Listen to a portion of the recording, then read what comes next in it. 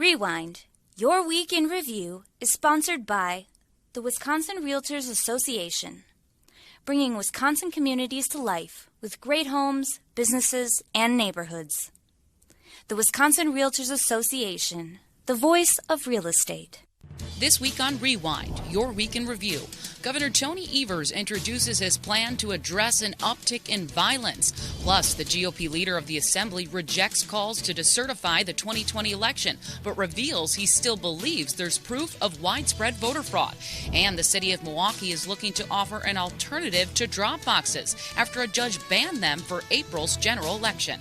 All this and more on Rewind, Your Week in Review for March 18th.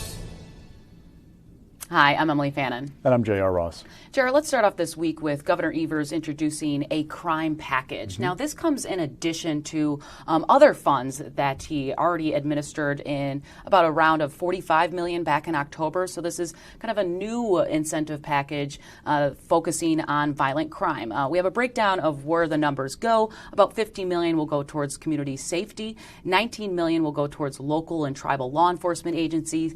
$3 million just to Milwaukee Police Department, and $14 million to extend hours at the Milwaukee County Courthouse to resolve outstanding cases to reduce the backlog. Now, we know Milwaukee has been, the centerpiece of a lot of an uptick of crime. We also had the Waukesha incident. So crime in general and having a plan to address it has been a big focus of the 2020 campaign for candidates that are running and that will be on the ballot. Before we dive into the details of this, let's hear from Governor Evers making his pitch for this crime package.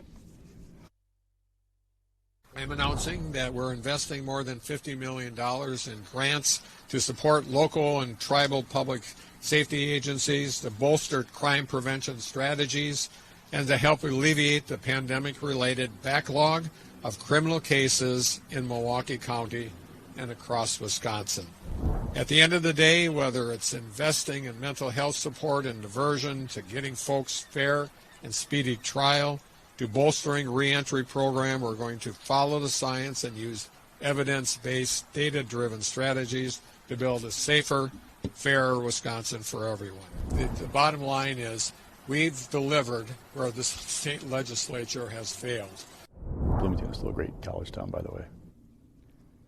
So, JR, this kind of comes at a time a few weeks after Governor Evers faced a lot of criticism for saying that he didn't have time to meet with the family of a homicide victim from Milwaukee. So this comes right after that.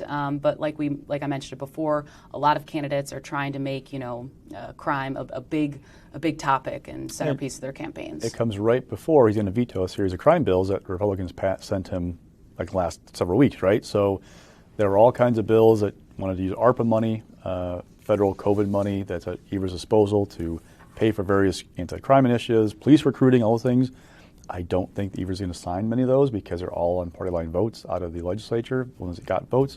So he is basically trying to put himself in a position to say, I did these things on crime, when there are going to be videos or ads running this fall of Kenosha burning and people saying Tony Evers not only let Kenosha burn, but inflame tensions. So this is a little preemptive move on those things. By the way, speaking of other people in crime, Kevin Nicholson has a 5-point plan out this week. His own crime plan, yes, it's going to be a huge issue this fall. They're all going to talk about it. Evers has to find a way to maneuver that minefield because people are going to say, well, what about 2020? What was going on during the protests and defund the police and all this stuff? The Democratic talking point now is Republicans want to defund the police because they are not funding shared revenue with state aid going to local governments. Evers is criticizing them for taking the things out of his budget to increase shared revenue. This is going to be the Evers answer to that issue going forward. And our next topic, we have a lot to unpack here with the 2020 election. Yes, we're in 2022.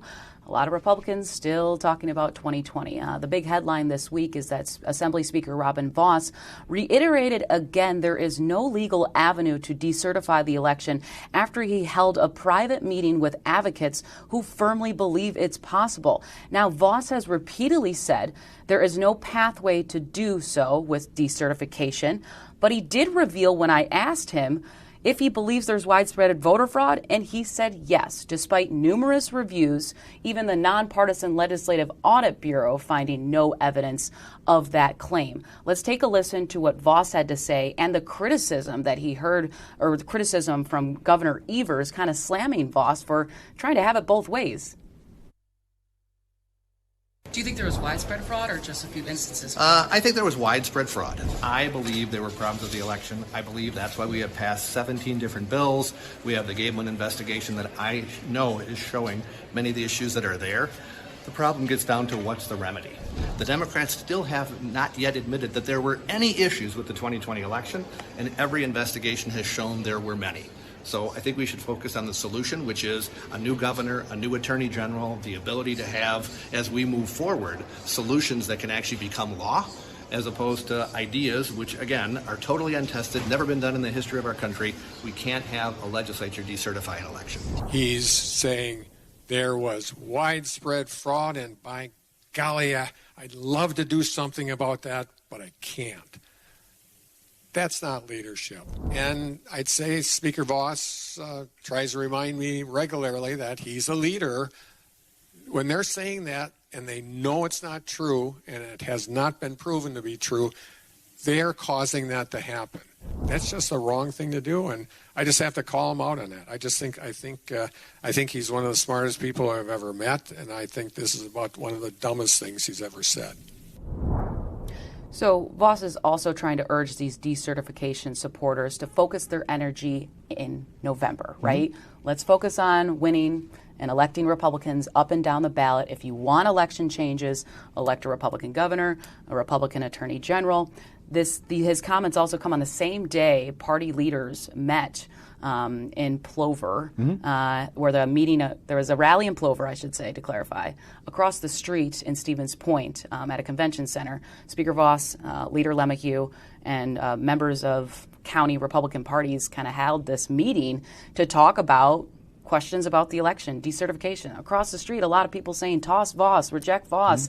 So here we are with this back and forth of, people calling for him to do more, saying he's not going to do more, but now all of a sudden is saying that he believes there's widespread voter fraud. So he's a little all over the place. So the question I got from people I talked to this week was, how do you get people to look forward when you keep them fueled to look backward, right? I mean, Robin Vos is saying now there's widespread fraud in the election, which is interesting because you point out LAB, which he helped authorize that review of the 2020 election, found no widespread fraud, but administrative issues.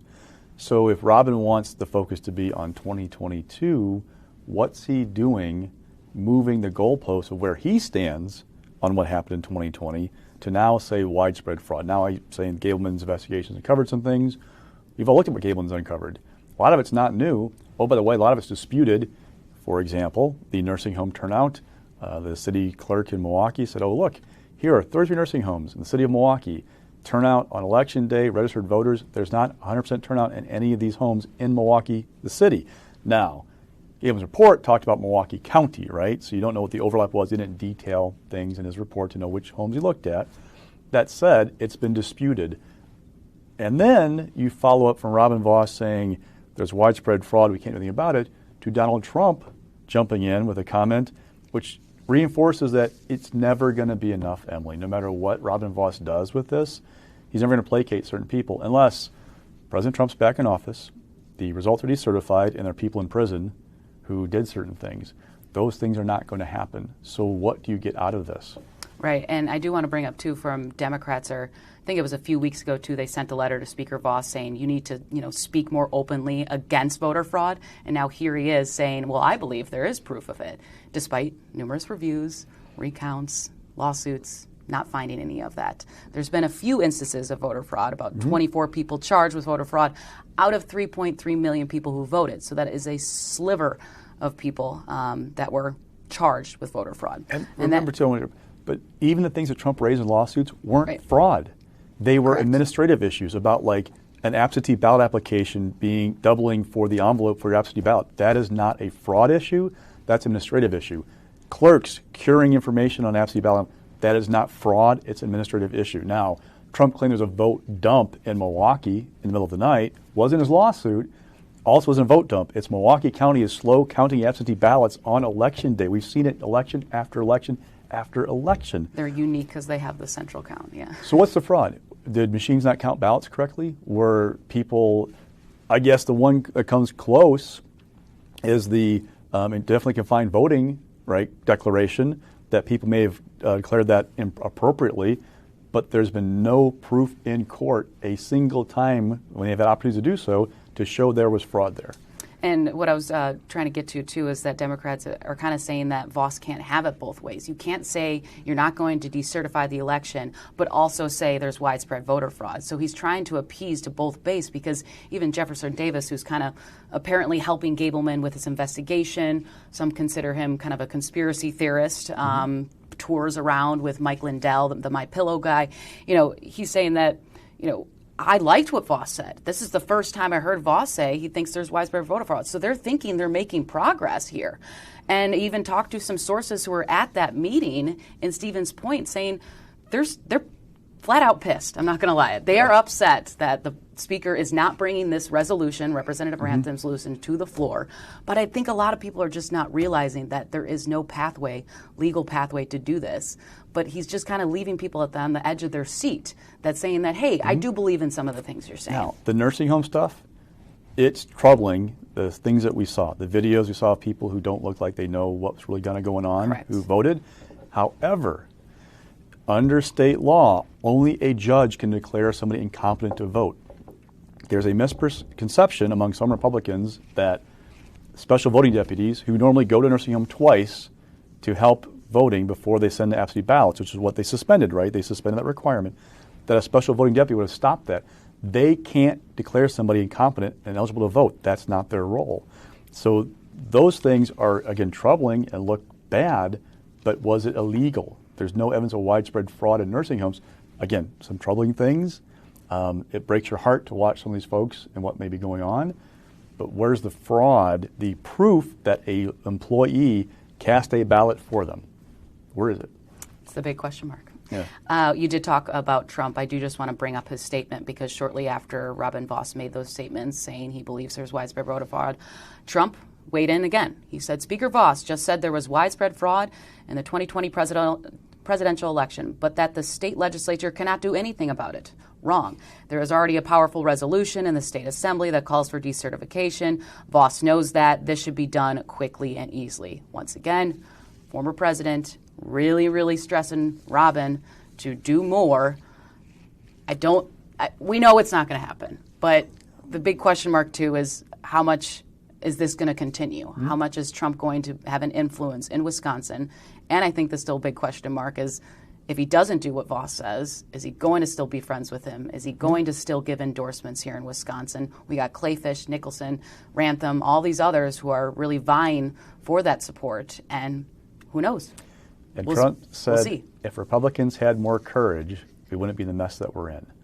It's a little subtle dig that these guys aren't fighting hard enough for me. That's what it's all about in the end, right? It's about what Trump wants. We saw Trump rip Republicans right ahead of the Republican convention last summer, right? They're trying to basically cover up the fraud. 2 months later, we saw Robin Voss on a plane with Donald Trump. He's been briefing Trump on what's been going on. It's never going to end, Emily. You're never going to be enough for Donald Trump unless you put him back in the White House. Absolutely. Let's move on to another election-related news this week, is that there'll be no charges for Wisconsin's fake electors. Now, this was a group of Wisconsin Republicans who took it upon themselves to certify Donald Trump and that he won the battleground state of Wisconsin and that they didn't break any laws. So state officials basically said, it's okay. They did what they had to do, and that was a vote by state election officials, WEC, on Tuesday. Andrew Hitt was one of those electors that submitted that, and he had a quote that said, I had no illusions the actions we took as Republican electors were going to change the rightful result of the election, either in Wisconsin or nationally. We simply gathered on the advice of legal counsel to ensure all options were preserved in the case of a court decision favorable to the Trump legal team and ongoing litigation. So I guess it kind of closes out of those big question marks. Of course, Democrats were kind of saying, look what they did. They're at fault here. But it kind of was all we still have resolved in the end. House Select Committee looking at stuff. Yes. We have a complaint with the state DOJ. We have a complaint with the Dane County DA, and we have a complaint filed with the Office of Lawyer Regulation against Andrew Hitt and Jim Trupas for their role in everything. I asked folks this week, what's this probably going to come to? The answer was probably not a whole lot. It's maybe more about harassing and making uncomfortable people who are involved in these things. Maybe the complaint with OLR will lead to some kind of like ethical thing, but I don't think there are going to be criminal charges out of this. But there is a national effort to target lawyers who are involved in these things to make them uncomfortable by what they did. Two, something to keep in mind, there's a parallel. So the Elections Commission, because Bob Spindell was one of the people who was these elector thing, they went to outside counsel, hired DOJ, state DOJ, basically to do it for them. This guy's opinion was that this is a parallel to what happened in Hawaii in 1960. Back then, Nixon emerged from Election Day with about a 140 vote margin over Kennedy. There was a recount. The recount was still going on when two slates of electors met, one for Nixon, one for Kennedy, I think in public. They both cast their votes. They were then processed, and then it was after the recount was finished and they declared Kennedy the winner after the recount. A judge picked the Kennedy electors to go off to D.C. The difference here, though, is we'd already had the recount. It was upheld that Biden had won. We'd had round one of lawsuits had been filed and decided in favor of, not in favor of Trump, I guess I should say, and then they met. Well, the appeals were still open, and so the lawyers for DOJ's justification was these were still legal options on the table. They were exercising them, and there's evidence from these guys they were not trying to defraud anybody. They're trying to do this as part of a legal strategy. Right. So. Very two different scenarios as well. Now, last little nugget of election news I wanted to touch on this week is that Milwaukee is kind of offering a workaround to a court ruling that banned drop boxes across the state for the upcoming April election. So they said in a statement, we are going to offer staffed drop boxes for the April 5th general election. And a quote by Milwaukee's Executive Director Claire Woodall-Vogue, from the Milwaukee Election Commission, she said, well, Wisconsin has shown a desire and demand for convenient voting options. The city of Milwaukee remains committed to making voting as easy and accessible as possible for our cities. So I think the question here, though, is this okay? Mm-hmm. I immediately kind of called the city of Madison and said, are you guys thinking of doing this? They kind of sent out their statement and didn't say they were going to do the same thing. So I think we both actually contacted Wisconsin Institute for Law and Liberty, who has been suing in court to get rid of drop boxes. I guess I should say limit them to only the one in local clerk's offices. So they haven't really made a decision. They're kind of looking into it, and that's what we've heard so far. But it depends if they can challenge this or not. Well, it wasn't just whether the box was manned. It had to be basically in the clerk's office. So that's what I don't kind of understand. I'm not a lawyer. I say it many times on the show. I'm not a lawyer. I'm not going to try and venture to say what the law says. But I understand the ruling was, from the Waukesha County judge, was it had to be on the clerk's office property or city property of some sort, but manned by a clerk staff. So how's this going to work if you have 20 boxes? I don't remember how Milwaukee has. Yeah. If they're around the city. They have 15 total in the city. How does that work? Yeah. I don't know. So I'm waiting for Will to see if they're going to go challenge this. We have 3 weeks to the election, something like that. So there's still some time, but I'm actually deadly curious to know what they're going to do. Yeah, and I followed up yesterday too, and they still just said, well, we could talk to you and let you know our feelings about it, but right now they're kind of holding off, so it remains to be seen. I did just want to put in a nugget before we get to stock picks, a little bit Milwaukee news too. The city is now one of 2 finalists for the Republican National Convention. So as everyone remembers, the sadness of what happened around 2020, it was mainly an all-virtual event because of the pandemic. So Milwaukee is really, really trying to prove that we have the hotels, we have the space. We were very close to making it happen here. So, take a serious look at us. The other finalist is Nashville. Yep. All right. And stock picks this week, you have rising Assembly Dem leadership changes because there's all changes, JR. So follow me. It's going to take a little while. So Gordon Hintz in December said, I'm stepping down as minority leader, right? Mm-hmm. Diane Hesselbein, not long after, said, I'm stepping down as assistant minority leader because I'm going to run for state senate. They replaced them with Greta Neubauer and Kaylin Haywood. Greta was on Joint Finance Committee. It opened a vacancy there. She pulled Beth Myers onto Joint Finance. Beth Myers was in a leadership position. That opened up another position. So now Kalen's position is open, Beth's position is open. They fill caucus secretary. They fill those with Shelton, Snodgrass. Now Mark Spreitzer, he's going to run for state senate. He's stepping away from his leadership position as caucus chair. Lisa Subeck was elected this week from vice chair to chair, opens up her position. Now Suprema Moore is going to run for her spot. I've never seen this before, Emilee, but from early December to late March, every single leadership spot the Assembly Democrats will turn over. Yeah.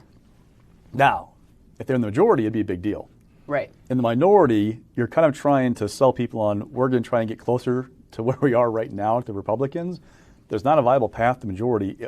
Even with the governor's map that the Supreme Court picked, with this environment, they're not getting back to majority. Maybe if you had this map plus a Dem wave, you may have an argument. But right now, you're not there. So it's going to be fascinating to watch kind of how this leadership team performs. And also, they reflect a generational change. I was just going to say, we've brought up the age dynamic quite a bit on the show as well. But it's they bring a also lot of new perspective. A very young caucus, very progressive, very kind of Madison and Milwaukee centric. Urban, I mean, they're almost all from like urban areas, except for like Steve Doyle out in Alaska. It reflects the caucus and where they're going right now. And mixed this week, Doug LaFollette, because he did make a big announcement. I think a lot of us knew what that announcement was going to be. He said he is going to run for re-election because he feels his office is under attack from Republicans, which we know some candidates have said they want to run because they want to make sure that office has more control over our elections, which of course right now is overseen by WEC. Doug LaFollette has never raised a lot of money, never done a lot like in terms of advertising. He's had, however, the golden name in Wisconsin politics, LaFollette. I mean, that is like a brand. So even in bad years for Democrats, like 2010, 2014, he won re-election without too much of an effort. The question is, can a well-funded candidate in a good environment beat Doug LaFollette? I'm talking about Amy Loudenbeck. Now, there are other people who are running or thinking about running for Secretary of State. Amy is kind of viewed as the preferred candidate. She's won office before. She's been on Joint Finance Committee. She's going to raise money, all those kinds of good things. So let's say she gets through. Can she beat LaFollette? Because it might just be an environment year. It might just be that it's top of the ticket on down. If Republicans do well, they're going to win. If Democrats do well, they're going to win. Right. Can LaFollette rise above the fray? Now, LaFollette, for the last several cycles, has not made a peep about anything. He actually has a decent argument to be made to voters for the first time in a while about why to keep him around, which is these Republicans want to put partisans in charge of your elections. I am the kind of dam against that movement. I know it's going to work. But he's got an argument. He's not going to have money. He's not going to be up on TV, but he's got an argument and he's got a name. Is that enough in a possibly bad year for and Democrats? He's very well known in the Madison area, but getting that, if we're going to have a contentious Secretary of State's race, it's getting your name out there across to other voters. There hasn't been examination of Doug LaFollette's views on anything in years. Right. So if there's going to be a debate stage. I think it's his first press conference in, I don't know, maybe a decade. There's a debate stage with Amy Loudenbeck and Doug LaFollette. How's it going to go? How would he perform? He hasn't been tested. I'm not saying he can't do it. Right. It's just you haven't been tested in years. How do you perform if you haven't done that in a long time? It'll be fascinating to watch. And he's a ripe age of 81. His office has also lost a lot of duties over the years, so it's kind of proving, well, what are you going to do? And I think he's got a good platform right here with protecting our elections. Now, falling this week, you have Christopher Schmeling. He's the third district attorney to press charges after the Racine County Sheriff's investigation. So Schmeling referred. So first, he struck out with his own DA, Patricia Hansen in Racine County. She said, "I don't have jurisdiction because these 5 commissioners live outside of Racine County." Then he struck out with the Milwaukee County DA, who said, "There's no crime here, so the 2 commissioners in my jurisdiction, Mark Thompson and Jacobs, we're not going to press charges against them." Now we go to Green Lake County, which says, "There's no crime here, we're not going to press charges against the commissioner who lives in our district." I was kind of watching this one a little bit because Evers appointed the DA who's now in office there, but she had been an assistant DA for 13 years. So she's not like, I don't know if she's a partisan and whatnot, but she's a kind of a career prosecutor. And her conclusions was the same as Milwaukee County. No crime here. There are 2 more left, right? St. Croix County and Sheboygan County. What are they going to do? But in talking to people, I mean, again, not a lawyer, I talked to a lot of them, they don't see the foundation for criminal charges against commissioners. And the pushback is, you're trying to criminalize election behavior, election decisions, right? Administrative decisions made in a difficult environment. If you do that, what's the outcome going to be for the people in a servant public office going forward? Are they going to be afraid to make decisions because what might a prosecutor do to them? So, and you know, the other criticism is they don't get election law in Racine County Sheriff's Department. They're not experts on this. They're out of their element in trying to find criminal charges when it comes to election law. When the attorneys I talk to don't think there were violations of the law. And I think my question now is, where do these allegations go, right? From here, we know Gableman's made them as a big centerpiece of his investigation.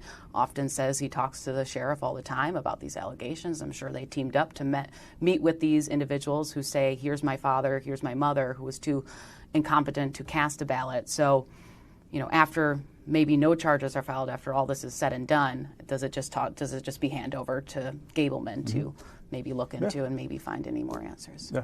All right. Well, that will do it for this week's show. Thanks for joining us. I'm Emilee Fannon. And I'm J.R. Ross.